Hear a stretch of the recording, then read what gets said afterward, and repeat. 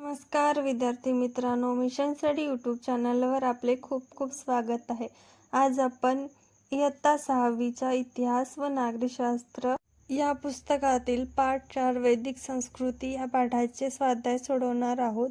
पण त्यापूर्वी आपण या चॅनलवर नवीन असाल तर चॅनलला सबस्क्राईब करा. व्हिडिओ आवडल्यास व्हिडिओला लाईक करा, कॉमेंट करा आणि आपल्या मित्रांना हा व्हिडिओ नक्की शेअर करा. चला तर मग वेळ न दवडता आपण स्वाध्याय सोडवायला सुरुवात करूया.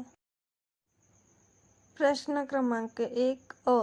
एका शब्दात उत्तरे लिहा. 1. विद म्हणजे उत्तर, जाणणे किंवा ज्ञान मिळवणे. 2. गुरुजवळ बसून ज्ञान मिळवणे म्हणजे उत्तर, उपनिषद. 3. ज्येष्ठ व्यक्तींचे मंडळ म्हणजे उत्तर, सभा. प्रश्न 1 ब. जोड्या जुळवा. 1. ऋग्वेद उत्तर, क. देवतांची स्तवने. 2. यजुर्वेद उत्तर, ड. यज्ञविधींचे वर्णन. 3. सामवेद उत्तर, अ. यज्ञातील मंत्रांचे गायन. 4. अथर्ववेद उत्तर, ब. आरोग्य व औषधोपचार. प्रश्न 2 अ. संकल्पना चित्र पूर्ण करा. 4 आश्रम. 1. ब्रह्मचर्याश्रम. 2. गृहस्थाश्रम. 3. वानप्रस्थाश्रम. 4. संन्यासाश्रम. प्रश्न 2 ब. टिपा लिहा. 1. वैदिक कालीन शिक्षण व्यवस्था. उत्तर, गुरुकुल पद्धती. वैदिक काळात शिक्षण ही समाजातील अत्यंत महत्त्वाची गोष्ट मानली जात असे. विद्यार्थ्यांना गुरूंच्या आश्रमात म्हणजेच गुरुकुलात राहून शिक्षण घ्यावे लागत असे. अभ्यासाचे विषय. विद्यार्थी गुरूंसमोर बसून वेद, गणित, खगोलशास्त्र, आयुर्वेद, नीतिशास्त्र आणि युद्धकला या विषयांचे अध्ययन करत असत. मूल्यांची जोपासना. शिक्षणाचा मूळ उद्देश केवळ पुस्तकी ज्ञान मिळवणे हा नसून विद्यार्थ्यांमध्ये नम्रता, शिस्त, कर्तव्यनिष्ठा, धर्म आणि आत्मनियंत्रण ही मूल्ये रुजवणे हा होता. गुरु हे विद्यार्थ्यांचे आदर्श मार्गदर्शक असत. 2. वैदिक कालीन आर्थिक जीवन. उत्तर, शेती व पशुपालन. वैदिक काळातील लोकांचे आर्थिक जीवन प्रामुख्याने कृषी आणि पशुपालन यावर आधारित होते. शेतीत बैलांच्या सहाय्याने नांगरट केली जाई आणि गहू, सातू म्हणजे यव, तांदूळ म्हणजे व्रूही यांसारखी तृणधान्ये पिकवली जात असत. पशुधन. घोडा, गाय, बैल, शेळ्या आणि मेंढ्या हे महत्त्वाचे पाळीव प्राणी होते. त्या काळी गाय हे अतिशय मौल्यवान मानले जात असल्याने तिचा वापर विनिमयाचे साधन म्हणूनही केला जाई. व्यावसायिकांच्या स्वतंत्र संघटना होत्या ज्यांना श्रेणी म्हटले जाई आणि त्यांच्या प्रमुखाला श्रेष्ठी असे संबोधले जाई. व्यापार वस्तुविनिमय पद्धतीने चालत असे. विविध व्यवसाय व श्रेणी. शेतीव्यतिरिक्त धातुकाम, विणकाम, कुंभारकाम, सुवर्णकाम आणि रथनिर्मिती यांसारखे व्यवसाय विकसित झाले होते. 3. वैदिक समाजातील स्त्रियांचे स्थान. उत्तर, पूर्व वैदिक काळातील स्थान. पूर्व वैदिक काळात स्त्रियांना समाजात अत्यंत सन्मानाचे स्थान होते. त्यांना पुरुषांच्या बरोबरीने शिक्षण घेण्याचा आणि वेद अध्ययन करण्याचा पूर्ण अधिकार होता. विदुषी स्त्रिया. लोपामुद्रा, घोषा, गार्गी, मैत्रेयी आणि अपला यांसारख्या अनेक स्त्रियांनी विदुषी म्हणून नावलौकिक मिळवला होता. स्त्रियांचा यज्ञविधी आणि राजकीय संस्थांच्या सभा व विविध कामकाजात सक्रिय सहभाग असायचा.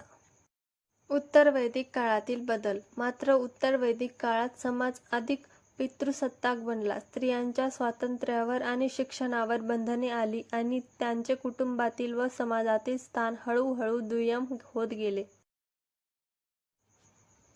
प्रश्न 3 अ.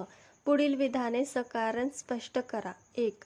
वैदिक संस्कृतीमध्ये शेतीला महत्त्व होते. कारण वैदिक काळातील लोकांचा कृषी आणि पशुपालन हाच प्रमुख जीवन जगण्याचा व्यवसाय होता. आहारासाठी लागणारे गहू म्हणजे गोधूम, सातू म्हणजे यव आणि तांदूळ म्हणजे व्रूही यांसारखी आवश्यक धान्ये ते मोठ्या प्रमाणावर शेतीतून पिकवत असत. पिकांवर पडणारी कीड, पिकांचे नुकसान करणारे प्राणी आणि त्यावरील विविध उपाय याविषयीची माहिती अथर्ववेदात दिली आहे. तसेच खत म्हणून शेणाचा वापर केला जाई. या सर्व बाबींवरून स्पष्ट होते की वैदिक संस्कृतीत शेतीला खूप महत्त्व होते. 2. वैदिक काळातील समाजात स्त्रियांचे स्थान सन्मानाचे होते, कारण पूर्व वैदिक काळात स्त्रियांना समाजात पुरुषांइतकाच सन्मान मिळत असत. त्यांना शिक्षण घेण्याची आणि वेदांचे अध्ययन करण्याची पूर्ण मुभा होती.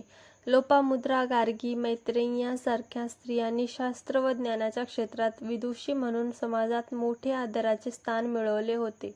कोणत्याही कुटुंबातील धार्मिक कार्यांमध्ये किंवा यज्ञयागांमध्ये पतीसोबत पत्नीचा म्हणजे स्त्रीचा सहभाग अनिवार्य आणि अत्यंत महत्त्वाचा मानला जाई.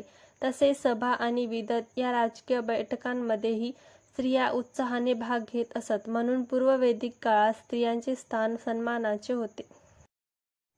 प्रश्न 3 ब.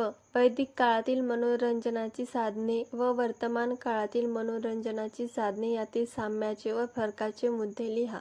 मुद्दे. वैदिक काळातील मनोरंजनाची साधने. साम्य. 1. संगीत, गायन, वादन आणि नृत्यांचा आनंद घेतला जाई. 2. सारीपाट किंवा सोंगाट्यासारखे बैठे खेळ खेळले जात. 3. विविध सण, धार्मिक उत्सव आणि मेळाव्यांमधून मनोरंजन होई. वर्तमान काळातील मनोरंजनाची साधने. 1. संगीत ऐकणे, गाणे गाणे आणि नृत्य करणे आजही लोकप्रिय आहे. 2. बुद्धिबळ, कॅरम किंवा इतर बैठे खेळ खेळले जातात. 3. जत्रा, सण, उत्सव आणि कौटुंबिक समारंभातून आनंद मिळवला जातो. फरक. वैदिक काळातील मनोरंजनाची साधने. 1. या काळात मनोरंजनासाठी रथांच्या शर्यती आणि शिकार यावर भर दिला जाई. 2. वीणा, शंतंतू, मृदंग, शंख आणि बासरी यांसारखी पारंपरिक वाद्ये वापरली जात. वर्तमान काळातील मनोरंजनाची साधने. 1. आज मनोरंजनासाठी टीव्ही, इंटरनेट, मोबाईल गेम्स आणि सोशल मीडियाचा मोठ्या प्रमाणावर वापर केला जातो. 2. आधुनिक काळात क्रिकेट, फुटबॉल, सिनेमा पाहणे किंवा व्हिडिओ गेम्स खेळणे ही मनोरंजनाची मुख्य साधने आहेत. प्रश्न 4. वैदिक काळातील राजकीय व्यवस्था यावरील तक्ता पूर्ण करा. पदसंस्था. सभा. कार्य. राज्यातील ज्येष्ठ, अनुभवी आणि प्रतिष्ठित व्यक्तींचे हे मंडळ होते, जे राजाला राज्यकारभारात व महत्त्वाचे निर्णय घेताना योग्य सल्ला व मार्गदर्शन करत असे. पदसंस्था. समिती. कार्य. राज्यातील सर्वसाधारण लोकांची म्हणजेच प्रजेची ही एकत्र येणारी बैठक होती. यामध्ये प्रजेचे प्रश्न मांडले जात आणि महत्त्वाच्या विषयांवर सामूहिक चर्चा होत असे. पदसंस्था भाग 2. कार्य. हा प्रजेकडून कर गोळा करणारा महत्त्वाचा अधिकारी होता. प्रजेच्या उत्पन्नातील राजाचा भाग म्हणजे वाटा गोळा करण्याचे काम तो करत असे. प्रश्न 5. योग साधना केल्यानंतर आपल्या जीवनशैलीत कोणते बदल येऊ शकतील?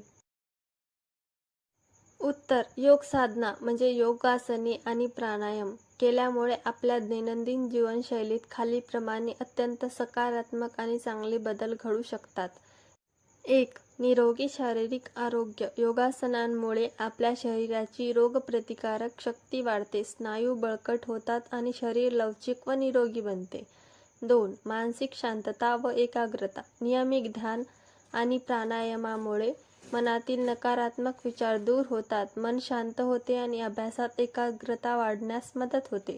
3. ताणतणावातून मुक्ती. शाळेचा अभ्यास किंवा इतर कामामुळे येणारा मानसिक ताणतणाव योगामुळे सहज कमी करता येतो.